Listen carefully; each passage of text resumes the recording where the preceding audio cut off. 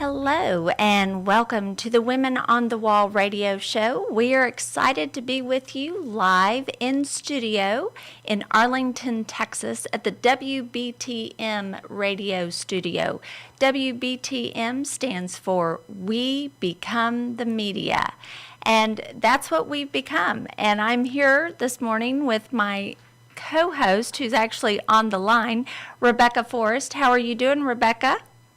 I'm doing great, Alice. I'm unfortunately couldn't make it up there today, but that's because I'm busy trying to get some things organized for this conference that we're putting on in June. So I'm excited about that. I know you've been working really hard on it, talking to a lot of people, and on the Common Core and the PTA convention that they're having. And we're going to join the PTA convention and give them a different viewpoint on Common Core. That's right. That's right. And for those who may not know, the National PTA Convention has announced that their convention will be in Austin, Texas, and their keynote speaker is going to be Arne Duncan. So Rebecca and I, after a radio show, I guess that was 2 weeks ago, Rebecca, we were talking afterwards and decided that we were going to hold a counter conference to the National PTA Association conference and put in a lineup of speakers of the most outspoken leaders across the nation who are speaking out against the Common Core. And we've secured the best of the best from around the country to compete, if you will, on the message that will be coming from Arne Duncan, who is the Secretary of Education under Obama. We have Dr. Sandra Stotsky, who was hired by David Coleman, who runs the College Board and who is one of the masterminds behind the Common Core national standards. And he hired her and another professor, Dr. James Milgram, to validate the Common Core national standards. And they would not validate them because they said that they would put them back, our American students back 2 to 3 years, which is quite astounding. And Josh, do we have that video ready? Let's watch this video real quick of Dr. Sandra Stotsky, who will be one of our keynote speakers. All students, and what the math standards didn't do is provide a pathway to STEM. No pathway to STEM. In other words, the courses that you would take in your upper years of high school, trigonometry, pre-calculus, aren't there. Why they're not there, we don't know. And Jim and I have talked about this because nobody gives us an answer. Zimba didn't tell us why they're not there. CCSSO doesn't tell the country why they're not there. No state board ever asked because apparently they can't read the math standards, so they couldn't notice that there were missing standards. And I'm not saying it that facetiously because most of them are college educated, intelligent people, but unless you're in math, you're not going to be able to tell that those pre-calculus standards aren't there. I can't tell because I don't know the subject, but somebody should have been warning somebody. That's what my legal issue is, because I think we should have known, parents should have been told, boards of ed should have been told, legislature should have been told, governor should have been told. These standards only go up to Algebra 2 and will not prepare anyone for these other careers that we want.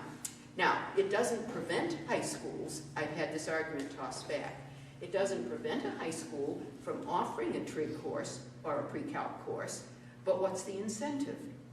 They're not going to be tested to begin with, but worse than that, if students are told by the end of Algebra 2, and they take a test that says they're college ready, why would they then go on and take trig and pre-calc if they're already college ready?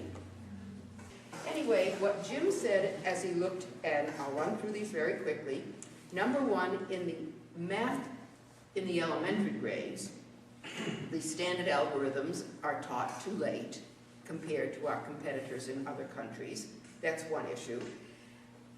The standards are very weak in the middle grades, meaning that by grade 8, you cannot have a full Algebra 1 course.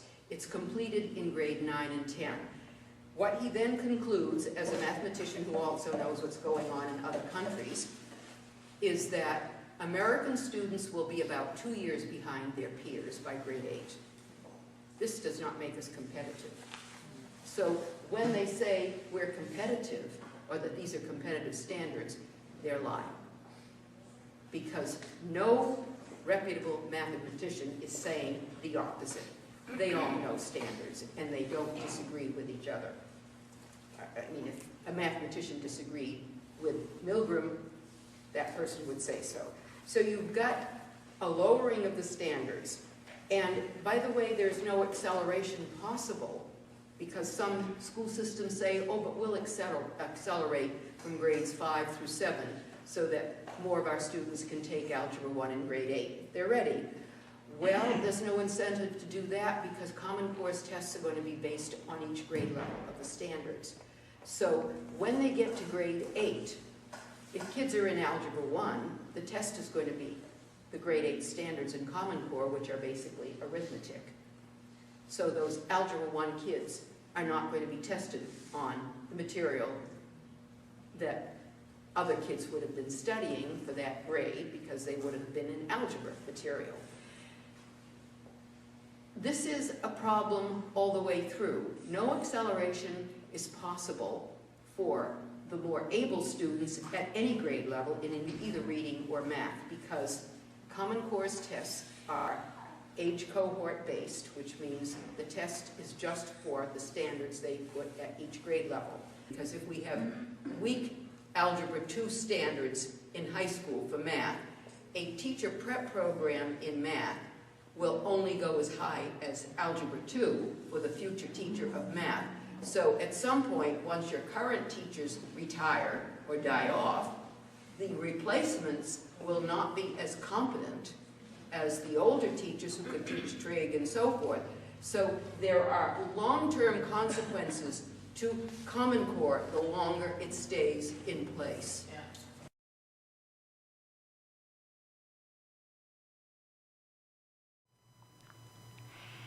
And so we are very excited that we have Dr. Sandra Stotsky, who will be in Austin with us at the Can I See the Solution Conference. And our conference will be June 20th through the 21st. We also have with us at that conference Jane Robbins with the American Principles Project.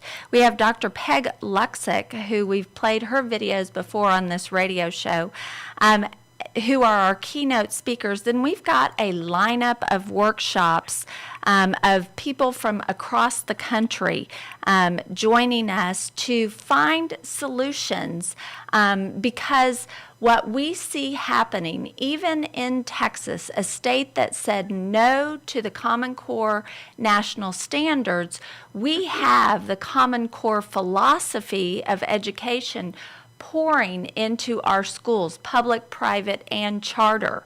And so it's not enough just to pass legislation, although that is very important and a key step in stopping the movement of this Common Core or federal takeover of our education system. We've got to fight at the legislative level, but we've got to have the ground troops on the ground who understand and know what the difference is between a traditional foundational education and a Common Core subjective outcome-based philosophy of education. And I am just so honored to welcome to our show today Sheri Few from South Carolina, and I just am so proud of the work that everyone in South Carolina on the ground has been doing for a long time to get to a point where in South Carolina they just passed a law to withdraw from the Common Core national standards.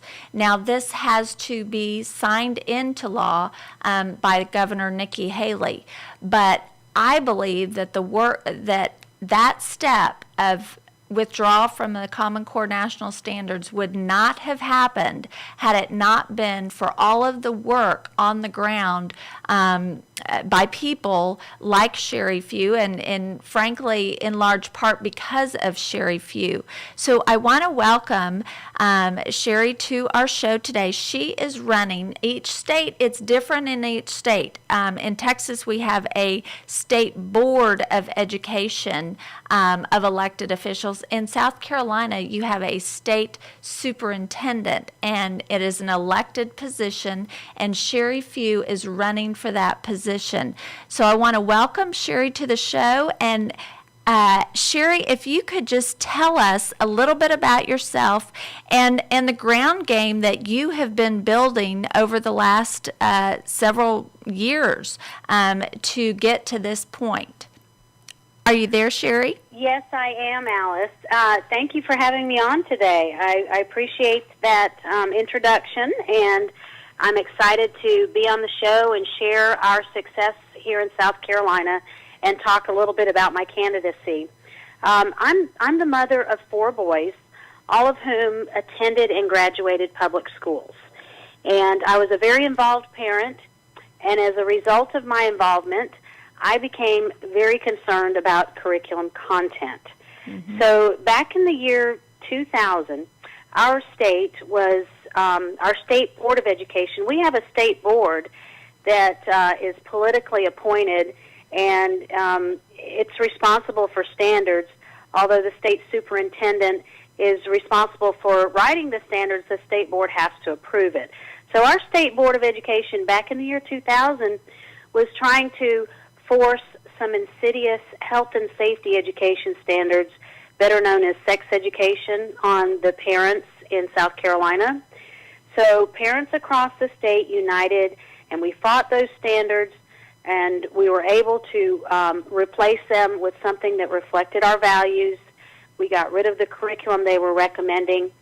So as a result of that, we formed an organization called South Carolina Parents Involved in Education. And since that time, for the last 14 years, we have been united and been sort of a watchdog organization for issues, particularly, Christian conservative issues in public education. And we've been involved on the policy level. So about a year ago, I got a call from Jane Robbins of the American Principals Project, who you just mentioned is going to be at your conference coming up.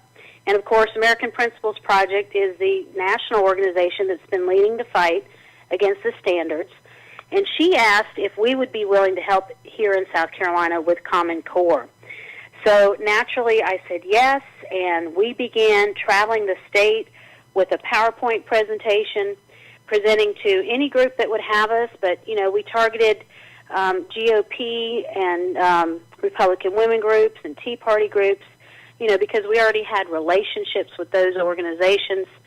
And what resulted was a huge grassroots network was built where we had 5 regional work groups, and each had leadership, and it covered every county in the state. And we would get on the phone once a week doing conference calls and discussing strategy and implementing this grassroots strategy all around the state, putting pressure on our state legislature to pass legislation to repeal Common Core.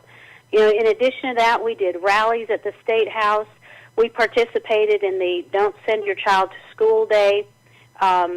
We did a conference similar to the one you just described where we brought in the national experts. And, when we first started this, the decision makers in South Carolina laughed at us. And they said, "You'll never stop Common Core. This train left the track years ago. We've spent all this money. You will never be able to stop Common Core." Well, just Tuesday of this week, we passed a bill through both chambers of our legislature, and it's on its way to the governor's desk to be signed into law. And this bill will repeal Common Core, and it will cause the next superintendent of education to have to rewrite the standards. The bill also removes us from the Smarter Balance testing and puts in safeguards for data mining for the students of South Carolina. Wow.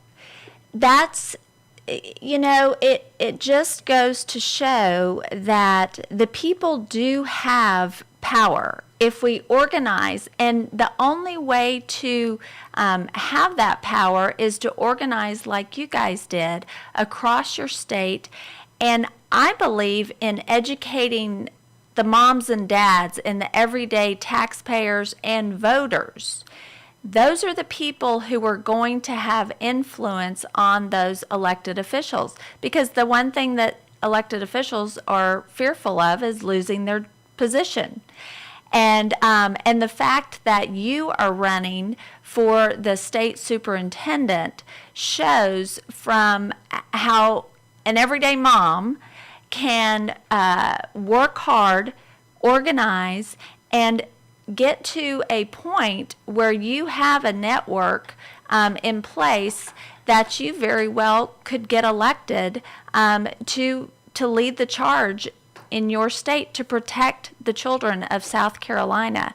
I just think it's inspiring, and it gives so many people hope that this can be done, that all of the money from the Gates Foundation and all these large amounts of money that we're up against, that we do have the power. Do you see, Sheri, have you seen a shift from where we were, say, even 6 months ago, to where we are today, where the narrative has been changed on the ground, because from state to state, this kind of organizing is happening? Well, I would say that there are definitely more people that are aware of what Common Core is, and that it is bad. I mean, now when I go into audiences and speak, it's pretty much common knowledge. So, of course, that has changed tremendously, probably more so in the last 12 months than in the last 6. But when we first started, very few people knew what Common Core even was. So awareness has definitely heightened. And, it was amazing when we passed the bill through the Senate. We actually had a unanimous passage of that bill. That meant that every Democrat even voted for it. So there was definitely a shift in our legislature, because when we first got started, these senators, well, of course, they didn't even know what it was. We had to educate them as well. Right. And it was the pressure from the constituents, and I mean, it was constant pressure. We were constantly emailing, phone calls. We raised money to do robocalls to have people call. We even picketed outside of the legislators' private business places. We put a lot of stress on the legislature, and it forced them to do the right thing.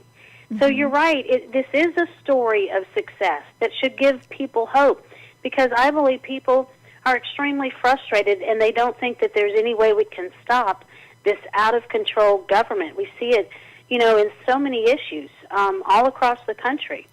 But particularly with this issue, I have heard, first of all, our state senator that heads the K-12 Senate Education Committee, he told me that he hadn't seen a grassroots movement like this in the 30 years that he's been in the legislature. Wow. And then from a national perspective, Phyllis Schlafly has said that she hasn't seen a movement like Common Core since her days when she fought the ERA amendment.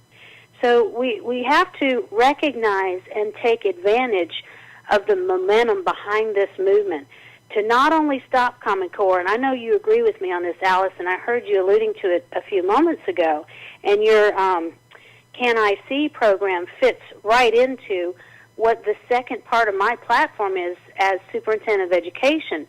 See, I'm primarily running to finish the job of stopping Common Core because, as I mentioned, the law simply puts it in the hands of the next Superintendent of Education to rewrite the standards. And, of course, we don't want to end up like Indiana with Right. Common Core under a different name. So that's why my election is so important, or that's exactly how we will end up. But in addition to finishing the job of rewriting the standards and writing them in a way that reflects more of a classical education, the second thing that I plan to do is take advantage of this momentum that I just described with the grassroots movement and champion this issue of the falsehoods and bias that are in our public school classrooms. And that's what I like to say is the one good thing that's come from Common Core is that parents and taxpayers have woken up to what's being taught in the public school classrooms. It's starting to become common knowledge that there is a plethora of falsehoods and bias, and quite often liberal bias, in these textbooks and worksheets that are coming home with students. I get examples from parents probably on a weekly basis of kids in public school. They're sending me their worksheets, copies out of pages from their textbooks of how they're twisting the Constitution, and, it's anti-American, it's anti-Christian, and pro every other form of government and every other religion, but against our heritage and our own sense of patriotism for our country. So this is very disturbing, but people get it, and that's the good part, is people have woken up to it, and it's time to use that momentum to take this a step further and expose that and put pressure on our state legislatures and our congressmen to put a stop to our taxpayer dollars funding a liberal indoctrination of America's children.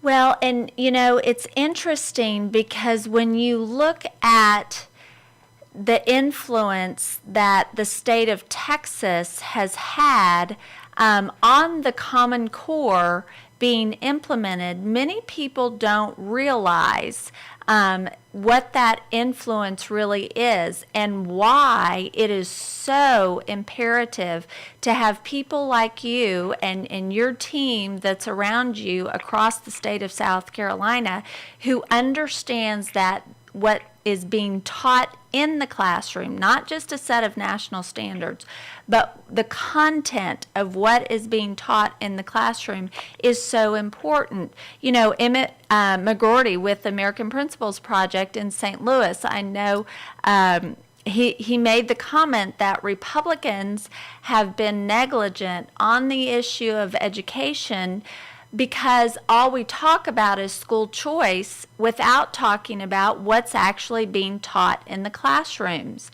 And in Texas, a state that said no to the Common Core national standards, we actually used to have the stronghold and the power over the textbooks that were purchased across the country. Because our permanent education fund is what purchased our textbooks. And in order for those textbooks to be purchased, they had to go through this review process. Well, in 2011, our Texas legislature, and overwhelmingly by Republicans and Democrats, passed Senate Bill 6. And what Senate Bill 6 did is took power away from Texas having that stronghold over what is put in textbooks. And we had one of the most extensive review processes. That's why the battle was so intense over the social studies textbooks a few years ago. What Senate Bill 6 did is it took away that power and made it to where that permanent education fund could be used for online instructional materials, which is what opened the door for C-Scope in Texas. It also made it to where the publishers could sell their products directly to the school districts, and they could bypass that review process. Well, what that did is Texas no longer has the stronghold over the textbooks, and what does is the Common Core. All of the curriculum products that districts and public schools across the country now, what they have access to is all aligning to the Common Core. And so it's going to take people in each state like yourself who have power over those standards, your state standards, and make sure that those standards are your traditional foundational standards, and then give school districts, the knowledge that they can purchase products and curriculum products to teach those traditional standards that are piloted and proven successful. What we have flooding into our schools all across the country is this federal takeover of our education system with curriculum products that have never been piloted or proven successful. And basically, our taxpayers are paying for our children to be guinea pigs for these corporations. Is that how you see it as well, Sheri, or am I missing something, possibly because you're in a different state and see it differently in your state? Well, I think you're right. I think the market has been dominated by Common Core materials. We know, of course, how Pearson is involved. They're in bed with Bill and Melinda Gates Foundation. They've been funded to create curriculum, online curriculum, and Pearson is the largest textbook company in the world, and they are creating most of, they own several different textbook companies, and so most of the materials that are available and being used by public schools are dominated by Common Core. And the good thing is we still do live in a free market economy, believe it or not. Right. But so what we need to do is we need 22 states the last time I looked that were fighting Common Core and had pending legislation to repeal it. If we can get more of the states to follow suit, like South Carolina, and I believe that's going to happen. Yes, I do many too. States are working aggressively like we have. If we can get more of the states to get out of the standards, then, the market's going to drive the textbook products. It has to. I mean, if states are refusing the standards, textbook companies are going to have to come along as well. So, I know that's an issue. Now, our state has a textbook review process like you described you had previously. So we do have that process, but that will fall under the purview, or does fall under the purview, of the Superintendent of Education. So I'm hoping to be able to influence that process as well, once elected Superintendent of Education. But what I'm really interested in, I don't know if you've done any, or if you're knowledgeable about classical education. Oh, yes. But I've been learning myself about it a lot recently, because obviously we want a model that works. And so I was looking at what homeschoolers do and what Catholic schools do. And Catholic schools on national tests score 30 percentile points higher than public school students.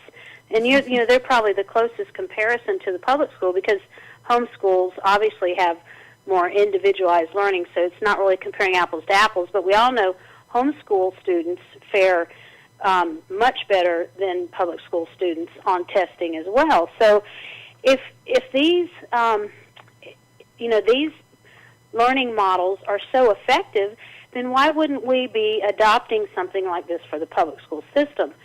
So, of course, they have materials that they use as well. So that's what I'm hoping we can influence in South Carolina when we rewrite the standards, is to influence the standards to have more of a classical approach, this proven effective model of learning, and actually was effective for centuries before government started getting involved in the whole progressive movement over education that really took hold back in the I'd say by about 1950 is when they really got in strong with the progressives taking over public education. So we've got to look back at what used to work and what's working in the homeschool and private school community, and think about adopting a model that works.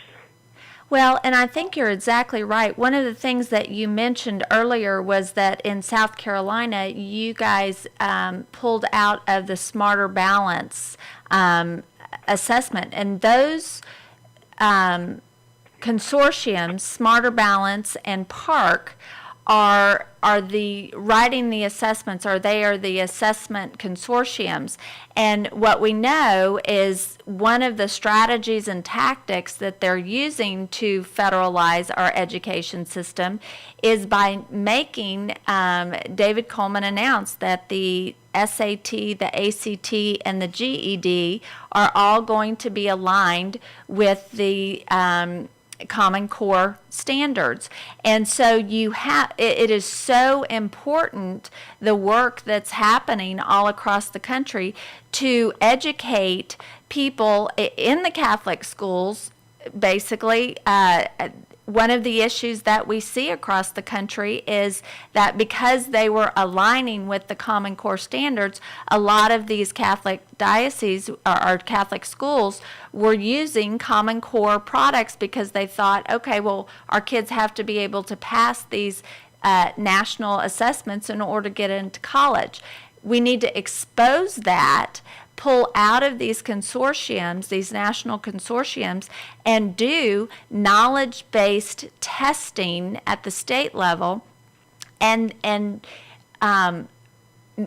educate people on how their children can get into great universities or get into college without going through homeschool kids. They get in and they're not taking all of these assessments. So what is the process that a homeschool family uses to get those kiddos into college? And I think that by us driving the narrative and exposing it and giving options like you're talking about with the classical education, that we're taking on their strategies and tactics directly. Now, is that with the smarter balance, South Carolina, you guys pulled out of that, is that correct? That's right. We will not be participating with the Smarter Balance Testing Consortium, but we will still have to develop a test to be aligned with our standards. And, that's where the federal government is involved. And the more that I've studied this issue, I recognize that the standards movement, the national standards movement, goes way back. And it started with the George H.W. Bush administration. And really we have been focused on testing these national standardized tests, and we know what that's done to public instruction, where everything in the classroom is now focused on teaching to test instead of teaching to children. So that's a problem in and of itself. And all of the tests are tied to the Title I funds. So when you hear about these threats for Title I funds from the federal government if you don't comply with the Common Core standards, what's happening here is and then it's ironic that it was then George W. Bush, that came in with No Child Left Behind, which required that the federal government approves your tests or you don't get the Title I funding. So that's where the No Child Left Behind Act came into play, where we were supposed to, every child was supposed to be proficient by 2014. So the federal government has a stranglehold over states with their tests. They have the authority to approve or disapprove of the tests that we adopt. And you know that our tests are aligned with our standards. So that really means that the federal government is controlling our standards, and we know that standards drive curriculum. So even though through Common Core we've been saying this is a federal takeover of education, what's the truth of the matter is the federal government has been controlling our education for some time through this requirement to approve our tests. And see, these are things that most parents and most taxpayers had no clue about. These are things that were happening through our departments of education, and they were just complying with. And that's how we ended up with these very bias curriculum and content in our classrooms because it's being driven by the federal government. So what we really have to do theoretically is we have to be working with our congressmen on removing these ties to the Title I funds. Either that or as a state, what we've got to do is stand up to the federal government and say, keep your Title I funds. I mean, we've got to make some bold stands. In South Carolina, our Title I funds are $215 million, and our entire education budget is $3 billion. So in comparison, that's really not a lot of money. And the only time that Title I funds have ever been withheld historically was in California, and it was actually George W. Bush withheld their Title I funds related to No Child Left Behind, but they only withheld the administrative portion of it, which was 1%. So then we're talking about even less money. For South Carolina, it would only mean $2 million out of a $3 billion budget, which we could live without. So what I'm suggesting is we need to even start thinking about the fight being broader than just Common Core. You know, obviously we need to stay focused on Common Core and vigilant about repealing it from many states. But as you described earlier, it's the bigger philosophy behind it, the outcome-based education that's linked to these tests and the federal government with their threats, because that's the way they are able to control us is through the Title I funds. So we've got to stand up to them and refuse their Title I funding or work with Congress to change the way they are able to control us through the Title I funds. And really, this is about educating. It's about, as you were saying earlier, educating everyday moms and dads who didn't understand. I certainly didn't understand what all was going on behind the scenes until I started doing research. So it's about educating everyday moms and dads and taxpayers. I know Stacey Washington made this great point. She said, if you don't like what's going on in your community with your children's schools or with the schools in your community, it's your fault because you're not engaged in making it better and in finding out who your school board. And she said, if you homeschool your kids and you see bad things in your public school, it's still your fault because it's your tax dollars that are paying for it. If, you don't have kids, but you don't like what's going on with our culture and our society, it's your fault because your taxes are paying for this. And so I think it's about educating people and empowering them to fight back. But as you also said earlier, it's about educating our legislators, educating our congressmen on these issues, because I don't know that I think the issue of education has been on the back burner for a lot of people in a lot of elected officials who didn't understand the big process, or they were being wined and dined by the lobby groups. Now, what do y'all have unions in St. Louis? In South Carolina? What is the union stronghold there? No, fortunately, we are not a union state. However, we do have associations, and while they are not unions, they're still pretty powerful. We've got the School Boards Association, the School Administrators Association, the School Teachers Association, the Education Association, which is affiliated with the NEA. So all of these associations, they are the ones that are well-funded and typically fighting against us. And then, of course, now we have the Chamber of Commerce that's typically, of course, they're pro-Common Core in our state. And, they've fallen for this whole workforce development model of education because they've got a seat at the table, and they've been promised things by the federal government in exchange for their participation.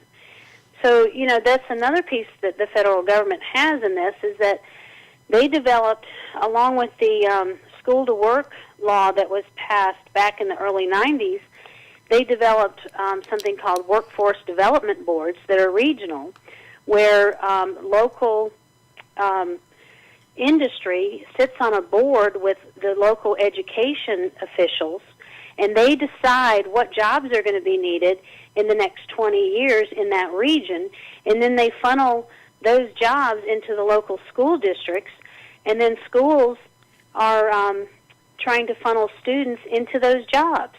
So I don't know how it works in Texas, but in South Carolina, for example, at very young ages, they're surveying children and trying to figure out what jobs they should have in the future, and they start pigeonholing them as young as 6th grade into these career fields, very limited career fields, of course. Mm-hmm. And so that's the whole workforce development model, and that the Chamber of Commerce has bought into. And it's an attempt of the federal government to control the economy instead of allowing a free market system. So, you know, the point that you made earlier about people that have been sort of asleep at the wheel on this, and even legislators, is that it is absolutely true, and it's vital that they wake up and understand what's happening. Because from what I just described, this is critical. I don't think people understand that it's been through our public education system, through this indoctrination and this workforce development model, that the progressives are effectively changing our country from within, through the minds of our children, and through, you know, this workforce development model of trying to control the economy, which, you know, is what was tried and failed in Europe. We know that's not going to work, and then we know that that's not the form of government that our founding fathers, created for us. So that's the scariest part. So when I talk to people, you know, quite often they're older audiences, mm-hmm. and I'll tell them, you know, even if you don't have kids in school, you are a stakeholder in this. Right. Because first of all, more than half or nearly half of our state budget and a third of our federal budget goes to education, public education. So most of our tax dollars are funding public education. So that's the first reason you're a stakeholder. The second reason is because of what I just described, and it's what Abraham Lincoln said, is that the philosophy of the classroom of one generation mm-hmm. is the philosophy of government of the next. So what's happening in the public education system, they need to be aware of, and they need to be helping us fight it, because otherwise we are going to lose our constitutional republic, and we don't have much time to reverse the trend. Well, it is so fascinating. What you just described is exactly what we have in Texas. We have the Texas Association of School Administrators, Texas Association of School Board, and then we have these 20 education service centers that service our districts. That's who has the power and is bringing all of this into our school districts. What's interesting is, and we've got a lot of listeners from Texas, and right now we are in a runoff election for the lieutenant governor position. The lieutenant governor in the state of Texas is the most powerful position in the state. One of those candidates, Senator Dan Patrick, has been, one of his first major endorsements out of the box was Mike Huckabee, who should give people pause, because Mike Huckabee has been for the Common Core standards and for rebranding the Common Core. Yes, he's the one we can blame for all the states doing the rebranding. That was exactly what he instructed them to do. Exactly. And when you look at, people need to understand, and grassroots Tea Party activists across the state of Texas must understand, this issue of education is the defining issue, I believe, of our nation. If we don't stop this now, we are in major trouble. And Senator Dan Patrick was the sponsor of HB 5.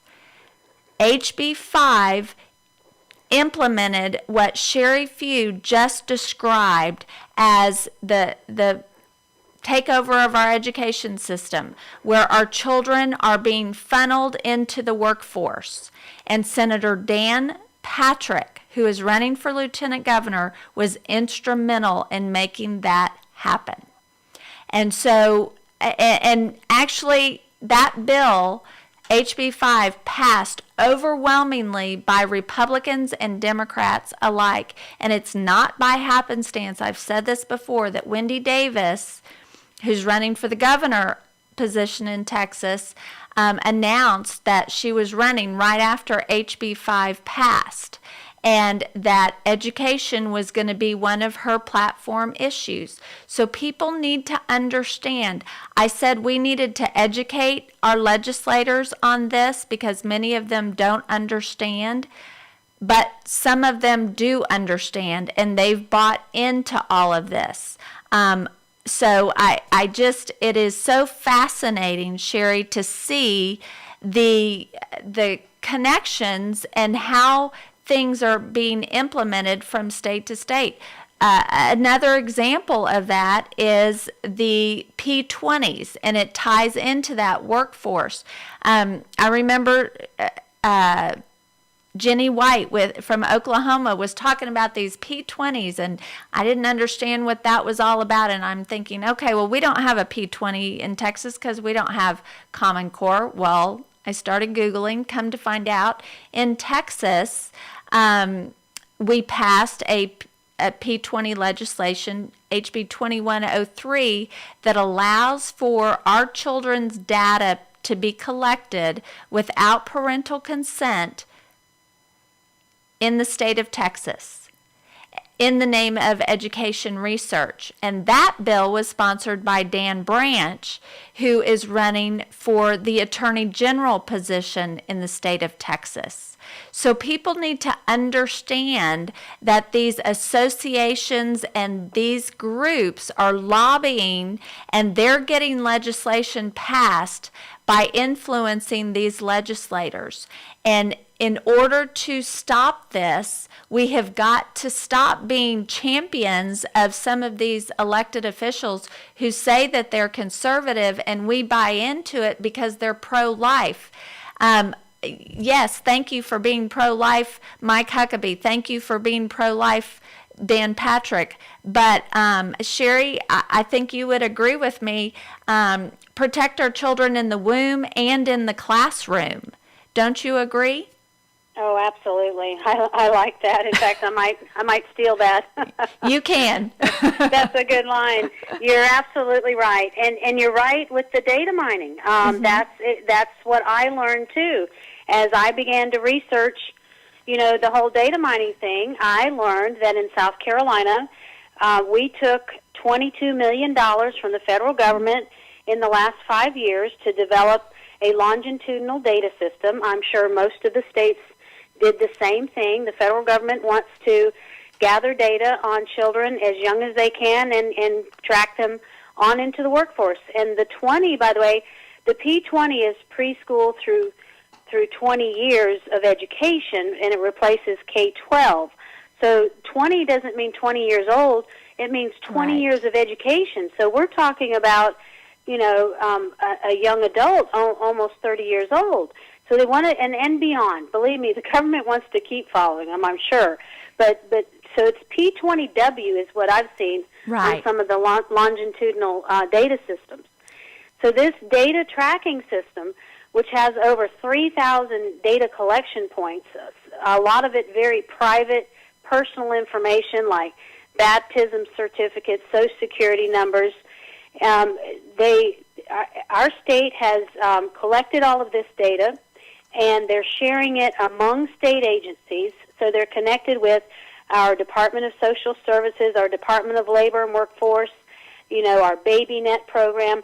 All of those state agencies are sharing data, so it's one huge database. And then they also have, at the discretion of the Department of Education, they can share it with whomever they feel is eligible for research. So that's within the state. They have the ability to do that. And I was talking with one of our senators about this and my concerns over it, And he said, you know, he was defending it, and he said, Sheri, you're running for a job that's to lead one of the biggest government agencies in our state. He says, and you don't trust government? And I said, no, sir, I'm afraid I don't. And that's the problem. You know, it's quite frankly, this data is none of their business. Right. You know, and this data is, they're supposedly the whole data collection thing, and the reason I think Republicans fell for it initially was for accountability. You know, it was supposed to be able to show what was working and what's not working.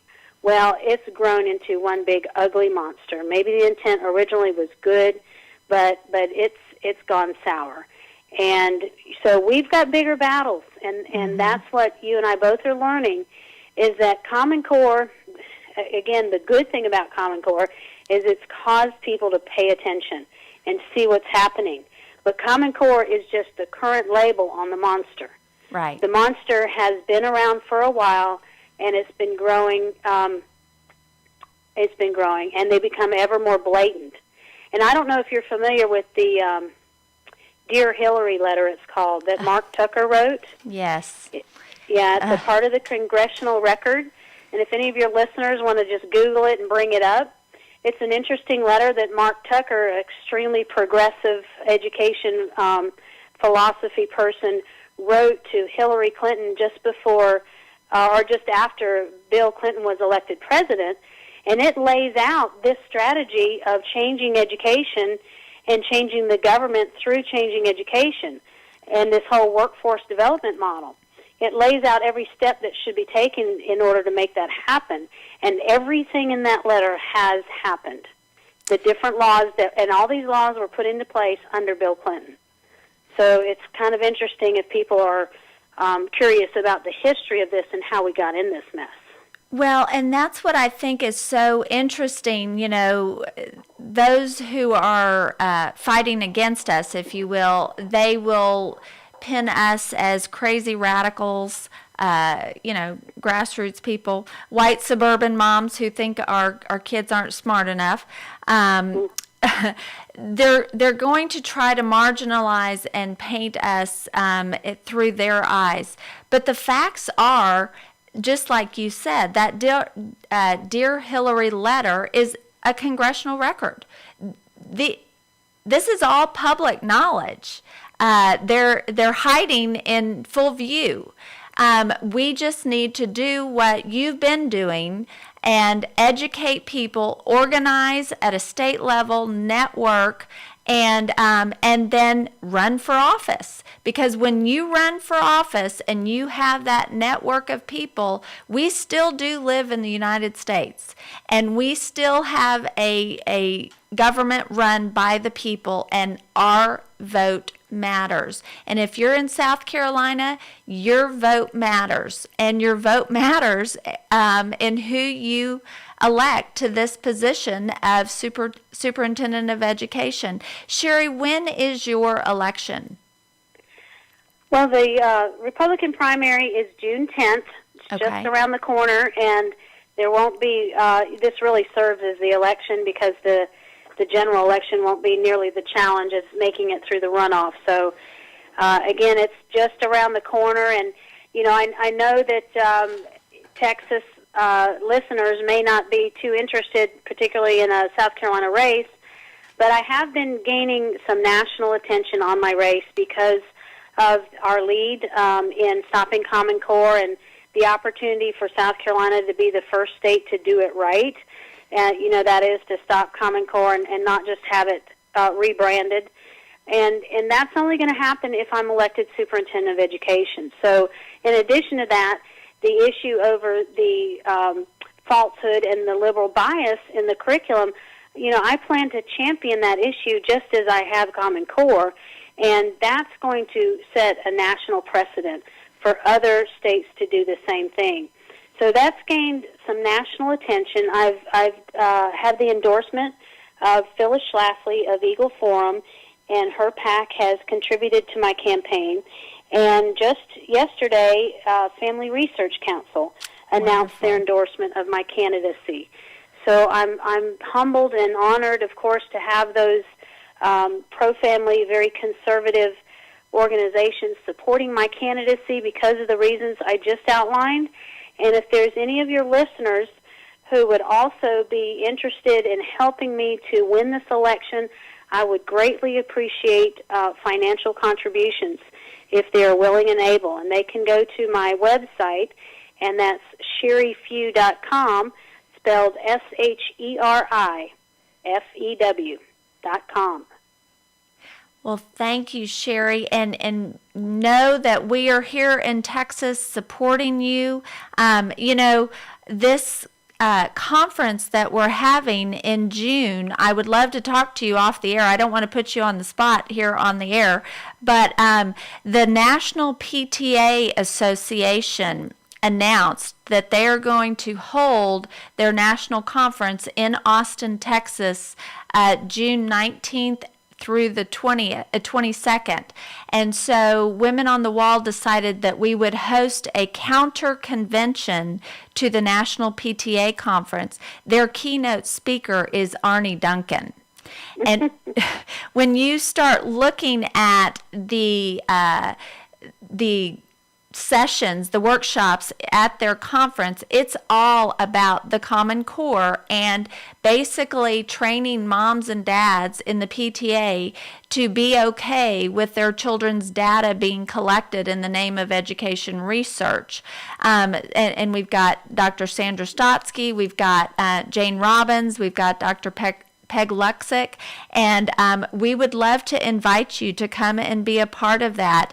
And whether you win your race or not, your story is key, and people need to hear it. So we would love to have you here and be a part of that.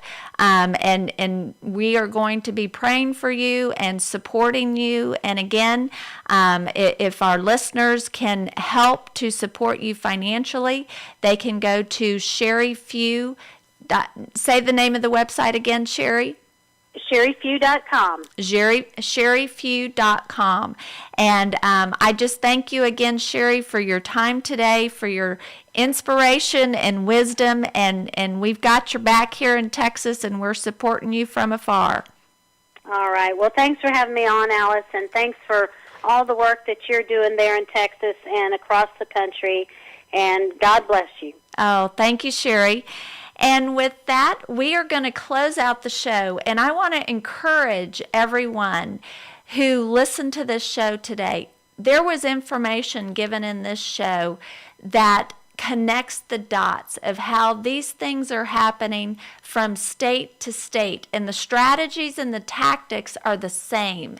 And so we need to build networks nationally and organize locally, and we can do that by being a part and following Sheri Few's race in South Carolina, being a part of our event in June in Austin. And for all of those listeners out there, if you can't make it to this conference, you do have the ability to sponsor a mom to go to this conference. Let folks know in your local community that they can go to this. And if there's a business or a corporation that wants to sponsor a group of moms to go, we're running a campaign, and for every 5 moms that are sponsored, 2 of the dads get to go free. So we want to be a voice of opposition here in Texas, and this is a national conference. So we encourage you to support Sheri Few, but we also encourage you to come to this conference and support this issue where we educate and inspire people to get on the ground locally and make a difference. And I'd like to thank WBTM Radio here in Arlington, Texas, and my producer, Josh, here. And keep fighting the good fight. And we're going to be doing it with Women on the Wall. Our logo, seek the truth, share the truth, and stand for the truth. And that's what we're doing, is standing up. Thanks, and have a great day.